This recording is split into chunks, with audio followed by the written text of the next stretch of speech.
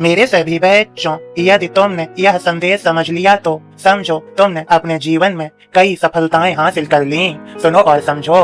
गुलाम की सीख। दास प्रथा के दिनों में एक मालिक के पास अनेकों गुलाम हुआ करते थे। उन्हीं में से एक था लुकमान।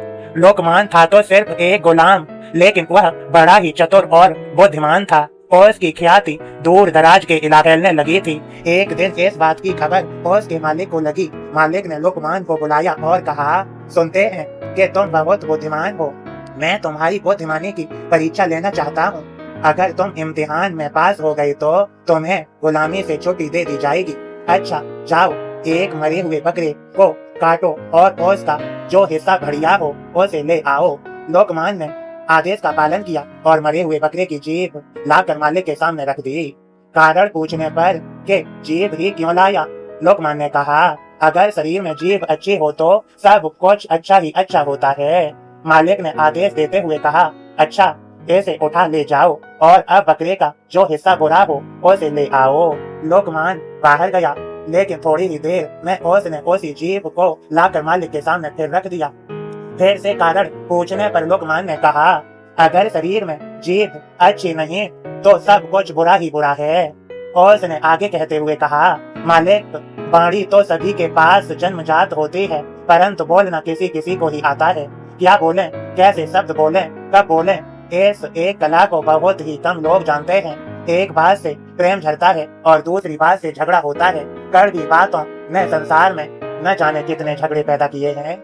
इस जीभ ने ही दुनिया में बड़े बड़े कहर ढाए हैं। जीभ 3 इंच का तो हथियार है, जिससे कोई 6 फीट के आदमी को भी मारा जा सकता है, तो कोई मरते हुए इंसान में भी प्राण फूंक सकता है। संसार के सभी प्राणियों में वाणी का वरदान मात्र इंसान को ही मिला है और उसके सदुपयोग से स्वर्ग पृथ्वी पर उतर सकता है और दुरुपयोग से स्वर्ग भी नर्क में परिणत हो सकता है। भारत के विनाशकारी महाभारत का युद्ध वाणी के गलत प्रयोग का ही परिणाम था। मालिक लुकमान की बुद्धिमानी और चतुराई भरी बातों को सुनकर बहुत खुश हुए।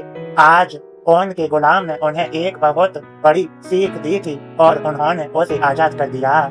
मेरे सभी बच्चों, समझो, मधुर वाणी का वरदान है जो तुम्हें लोकप्रिय बनाती है, वहीं कर्कश या तीखी बोली तुम्हें अपयश दिलाती है और तुम्हारी प्रतिष्ठा को कम करती है।